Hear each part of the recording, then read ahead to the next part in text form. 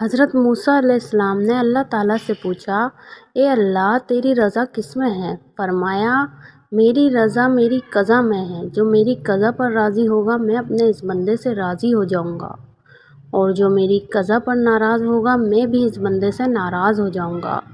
دیکھیں کہ ہم اپنے رب کی تقسیم پر راضی ہیں یا شکوہ کرتے ہیں۔ کچھ لوگوں نے حضرت موسیٰ علیہ السلام سے ہی پوچھا کہ ہمیں کیسے پتہ چلے گا کہ اللہ تعالیٰ ہم سے راضی ہیں؟ فرمایا، میں کوہ طور پر جاؤں گا اور اللہ رب العزت سے پوچھوں گا۔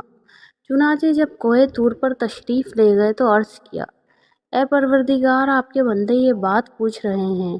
رب کریم نے فرمایا، میرے بندوں سے جا کر کہہ دو کہ وہ اپنے دل میں جھانک کر دیکھیں۔